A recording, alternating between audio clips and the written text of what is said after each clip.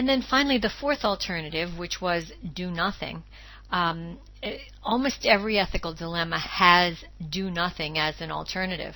Almost every decision-making situation allows you the option to do nothing.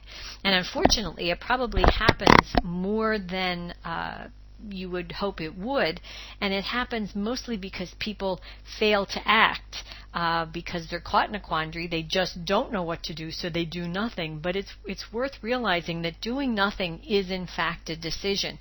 It is in fact, it's not doing something, but it is taking a position. So what are the potential consequences of doing nothing? Well, if no one ever finds out that there's pirated software, then probably no harm would come to any of the stakeholders. The IT manager may feel some internal remorse. I'm not in the head of the IT manager, so I don't know. And in fact, if there are only a couple of pieces of pirated software in the company, and it's a large company, chances are probably excellent that nothing will ever happen. The issue is more in this particular case, whether it's rampant, and all we know now is there's just Jacob and his support staff. So the potential consequences are that nothing happens, no one ever finds out, no one is harmed. On the other hand, if the pirated software is discovered, it could put both the IT manager and Jacob in a bad position for several reasons. If it's discovered internally, and it's discovered that you knew about it and did nothing about it, that could be very detrimental to your own career. If it's discovered and it could be detrimental to Jacob's career. If it turns out that this is just, the tip of the iceberg, and that many people in the company are using pirated software, then the company's much more at risk for being found out, having bad press, having potential lawsuits, and all that comes with it. So the do nothing really does certainly have the same legitimate consequences as the other potential choices. And of course, it's worth noting that during this whole analysis, you create a set of possible alternatives. There are probably many more that could be chosen, but for purposes of analysis, you limit yourself to some which seem feasible. And then when you try and figure out what are the potential consequences, they're potential consequences. They're not absolute consequences. You don't know exactly what's going to happen in some cases. You might know exactly what will happen in other cases, but you don't necessarily know what the long-term effects are going to be of your decision. So it's important to realize that you should look at what can possibly happen, what is the probability that something will happen, and just how bad would it be if, in fact, it did come to bear. Now that we've given a lot of thought to each of the various alternatives and their potential consequences, it's time to consider what decision might we really make using each of the frameworks. The first framework, remember, is virtue ethics. And under virtue ethics, you would make the choice that someone you admire would make based on their virtues. And so as I sat here thinking, who do I admire and what would they do, I was having a hard time putting real admired figures in the picture because I can't imagine what Gandhi would do in this situation. But I do admire your professor, Dr. McFarland. So I called him and I said, okay, here's the dilemma. Here are the four alternatives. What would you do? And he told me he would choose the third alternative, which is buy the required licenses from his own IT budget and give the software to sales. And I asked him why he would do that, and he said that unless he knew to the contrary, that his role as the IT manager was not to teach anybody else any kind of lesson, but to simply make sure that that appropriate information technology norms were followed and that software was legal. And so he would simply buy the software, give it to the sales department. And this is based on the fact that he had already had a conversation with Jacob earlier on, and since Jacob still had pirated software on his computer, he didn't think there would be much value in talking to him again. It would just be up to him to make sure that the software was legal. For the second framework, which is the utilitarian framework, recall that in the utilitarian framework, you try to reduce things to numbers. It's kind of like a utility analysis or a cost-benefit analysis where you say, okay, what are all the potential goods that can come? What are all the potential harms that can come? And try and choose the alternative that would have the most net benefit. And when I looked at it and thought about the probability of different things happening, I think the fourth alternative is probably the most logical choice based on the utilitarian framework.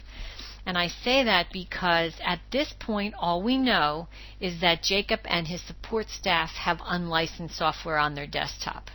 We don't know that anyone else does, and so we shouldn't assume that anyone else does. So there's a couple of pieces of pirated software in the company. If we look at all the stakeholders, if the IT manager takes any action against Jacob, then certainly there will be harm to the IT manager. There could potentially be harm to the IT employees, potentially harm to Jacob. And the downside is if you've got a couple of pieces of pirated software, what's the probability that really anything is going to happen? What's the probability that you're going to get bad press? What's the probability that a lawsuit is going to be, held against you? It's probably very, very small. So the bad things that can happen in terms of costs are very much likely not to happen. And so therefore I think that doing nothing, if you look at all of the involved stakeholders, is probably what would be chosen based on the utilitarian framework. Under the fairness framework, which you will recall is treat everybody the same. Let me move back to the utilitarian framework in one more quick minute. The reason why the third alternative I don't think is a good one there is because I do believe that once people find out that the IT manager is willing to replace pirated software with good software from his own budget, I think the risks of the IT manager's budget being depleted in the future are high. So that's another potential downside to the third alternative. Okay, back to fairness. Treat everyone the same. Well, based on the fairness framework, I think we have to rule out the third alternative because as if I were the IT manager, I would only be buying the software for Jacob because of our relationship. I wouldn't be buying personal productivity software for every staff member from the IT budget, so that wouldn't be treating everyone the same. If I say do nothing, then that wouldn't be treating everyone the same, because that means I'd be looking the other way at Jacob and his staff's behavior. So if I, as the IT manager, don't look the other way for everyone, then I couldn't choose do nothing under the fairness framework. And whether I would choose one or two would really depend on my behavior in the past and my expected behavior in the future. In other words, if my behavior is simply to ask somebody to do the right thing and then let the matter drop, then I should choose alternative one. If my behavior is to tell somebody to do the right thing, and if they don't, then to take an additional step to try and force it, then I should choose alternative two. But so under the fairness framework, since I'm the one taking the action, you have to kind of look at my past behavior to understand how it is that I can treat everybody the same. And then finally, under the common good, remember that the common good framework says let's take a community and try and improve the common good for the community. So in this case, we might assume the community is the company itself. And if we could assume that the common good is to make sure that the company always acts ethically, and no exceptions are made, because that would an ethical company would further the common good, then we would choose probably the second or the third alternative, because under those alternatives we make absolutely sure that no pirated software is being used in the company, and that the right, and I'm putting quote marks around that the right thing is done in every situation. So what you can see here is that each of the frameworks points to different alternatives. Basically, we can rationalize almost any alternative based on the framework we choose. And that's probably why, or it's possibly why, business gets itself into trouble, because decision makers can really rationalize almost anything based on the argument that they choose to pose at the moment.